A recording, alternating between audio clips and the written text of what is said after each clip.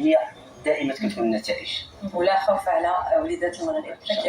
يمكن نشوفوا لقطات ولحظات معبره، لحظات تاريخيه اللي كيعيشها المنتخب الوطني لاقل من 20 سنه بعد تتويجه التاريخي والاستثنائي والمميز وغير المسبوق عربيا، لانه المنتخب العربي الاول الذي توج بهذه الفئه كاس العالم، وايضا المنتخب الافريقي الثاني من بعد المنتخب الغائب سنه 2009. ابطالنا الان كيجوبوا شوارع العاصمه الرباط بحافله مكشوفه، وعدد من الكل يوثق اللحظه.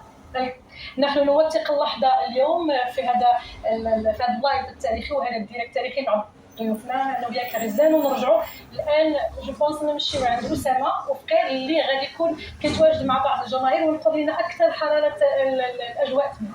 اسامه